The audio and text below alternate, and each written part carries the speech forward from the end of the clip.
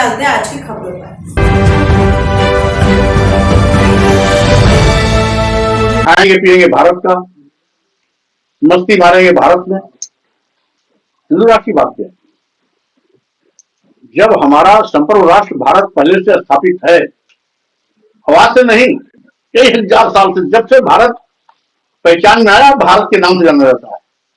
भारत कभी हिंदू राष्ट्र था नहीं और न कभी होगा। और हिंदू राष्ट्र क्यों?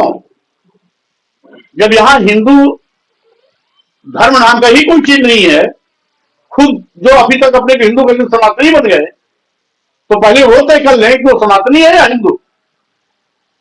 अगर सनातनी है तो हिंदू राष्ट्र की मांग करें, अगर हिंदू है तो सनातनी क्यों कहते हैं अपने को?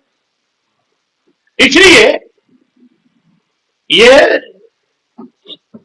देश को धोखे में रख रहे हैं, धर्म के नाम पर लोगों को गुमराह करने की कोशिश कर रहे हैं।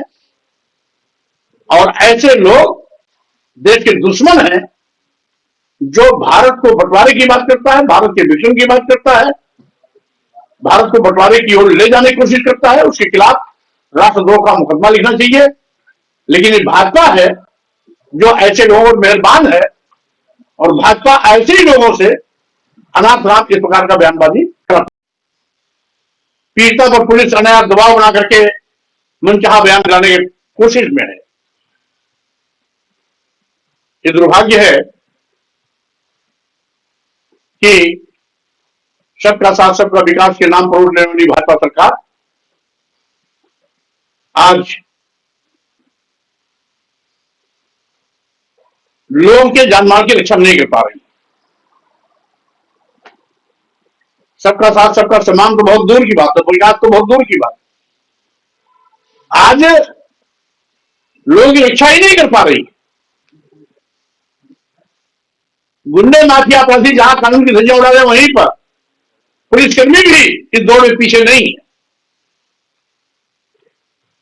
इसलिए मेरी मांग है कि ऐसे अपराधियों के खिलाफ कड़ी से कड़ी कार्रवाई होनी चाहिए जो कानून को ठेंगा दिखा रहे हैं।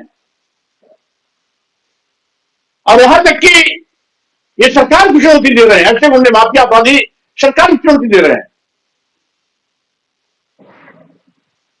अभी रायबरेली में एक नौजवान को, निर्दोष नौजवान को, चोरी करने की आशंका में बुरी तरीके से उसको पिटाई कर दिया, अगवा करके छोड़ दिया। ये जबकि रायबरेली जिले में अब तक तो 2 दर्जन हत्याएं हो चुकी हैं, एससी एसटी ओबीसी के लोगों की 2 दर्जन अब तक हत्या हो चुकी है। मैं उसका लेखा जोखा यहां इसलिए नहीं कर रहा हूं कि वो घटना बहुत लंबी है। इस तरीके से हर जिले में आज अपराधों की बाढ़ आई है। प्रतिदिन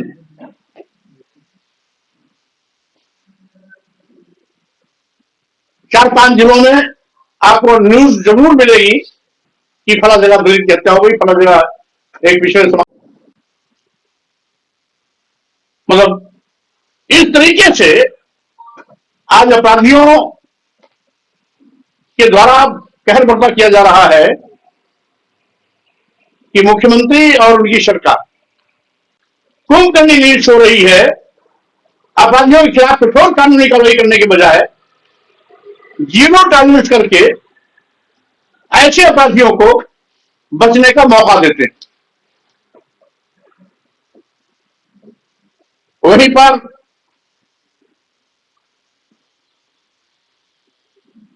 एक छोटी सी बात, जमीन को लेकर के वहां एक हत्या हो जाती है, यानी 3 हत्याएं, 4 हत्याएं। रोहितास पाल 1, ओम प्रकाश मौर्य 2, दलित नौजवान की एक हत्या अलग, एक मौर्य समाज जो के व्यक्ति थे, अधेड़ उम्र के, वो टहलने निकले थे, उनकी अलग। यानी 3 दिन के अंदर 4 हत्या चंदौली। इसी प्रकार से अभी कानपुर में ये भी 3-4 दिन की घटना। एक लड़की को जबरिया उठाते हैं, अपहरण करते हैं, गाड़ी में बैठाते हैं, सामूहिक बलात्कार करते हैं। दुर्भाग्य है कि इस घटना में पुलिस का अधिकारी भी शामिल है। यानी गुंडे माफिया अपराधी के तो बल्ले बल्ले है ही, कानून के रखवाले भी कानून के भक्षक बन गए। जिस सामूहिक बलात्कार में पुलिसकर्मी भी शामिल होगा, क्या उस पीड़ित को भी न्याय मिलेगा? नहीं चाहिए। लेकिन यही कारण है कि एक वर्ग जात विशेष के अपराधी आज बेखौफ होकर के कानून की धज्जियां उड़ा रहे हैं। सरकार उनके खिलाफ कार्रवाई करने के बजाय बचाने की कोशिश करती रहती है, और वहीं पर अगर अपराधी किसी कारण से SC ST OBC का या माइनॉरिटी का निकला तो उसकी खैर नहीं, उस पर कानून भी सक्रिय हो जाता है, अब बुलडोजर घर अलग से गिरा देता है। इस भेदभावपूर्ण सरकार की कार्रवाई की मैं घोर निंदा करता हूं, और साथ ही साथ यह वाकई में कानून का हनक है। मुख्यमंत्री जी थोड़ा भी अगर इंसाफ पसंद व्यक्ति हैं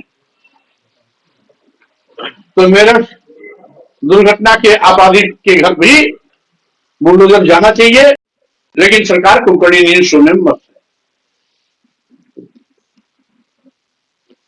अगर समय रहते, मैं 10 दिन का समय दे रहा हूं सरकार को,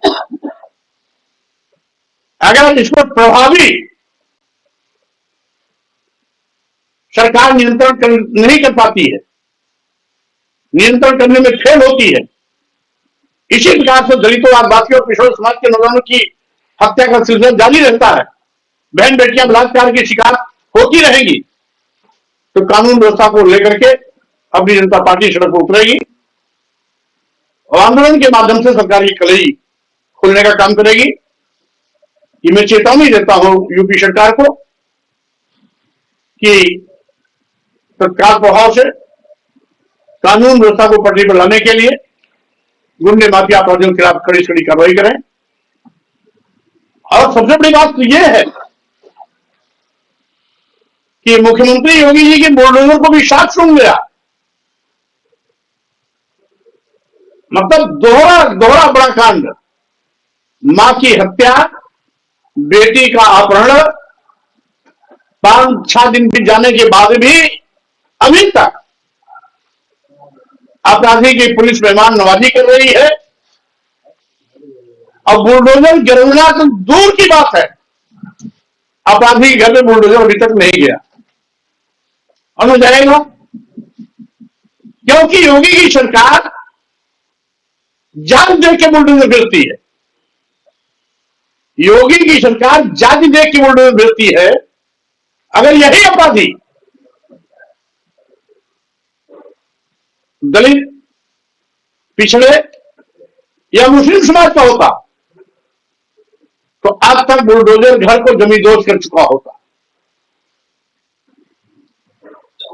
लेकिन यहां पर अपराधी दलित, आदिवासी, पिछड़ा नहीं है, यहां का अपराधी मुस्लिम नहीं है, पिछड़ा नहीं है, दलित नहीं है, इसलिए माननीय मुख्यमंत्री का बुलडोजर भी शांत है, उसको सांप सूंघ गया है। अब वो बुलडोजर घर गिराने नहीं पहुंच रहा है, यानी जात देख के बुलडोजर चलता है। इस तरीके से पूरे उत्तर प्रदेश में कानून व्यवस्था पूरी तरीके से ध्वस्त हो चुकी है।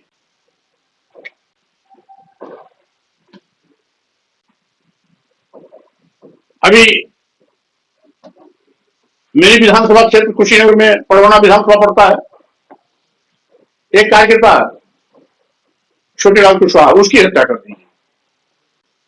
वहीं पर कच्चा विधानसभा में शहसवार समाज का एक नौजवान लड़का 28 साल का, उसकी हत्या कर दी।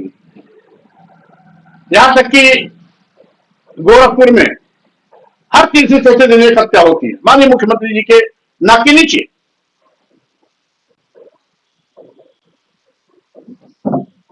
माननीय मुख्यमंत्री जी पूरी तरीके से कानून व्यवस्था को संभालने में फेल हो चुके हैं, यानी कानून व्यवस्था ध्वस्त हो चुकी है। प्रदेश जंगल राज बन गया है, गुंडे माफिया अपराधी बेखौफ कानून की धज्जियां उड़ा रहे हैं और सरकार गूंगी बहरी अंधी बनकर के केवल तमाशबीन बनी हुई है।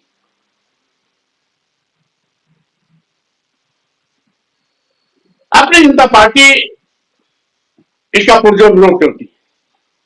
जिन घटनाओं का मैंने यहां पर उदाहरण किया, इसमें कई ऐसी घटनाएं जैसा मैं मौके पर खुद जा चुका हूं। चंदौली की मैं चारों घटनाओं पर मौके पर जा चुका हूं। कल मैं आगरा जाने वाला हूं।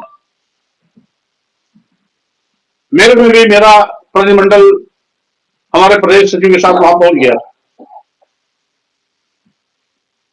और अब तो आलम यह है कि मेरे विरोधी पार्टी को जाने दिया ही नहीं जा रहा है। आज के लिए खबरों में बस इतना ही। कल फिर होगी आपसे मुलाकात। नमस्कार।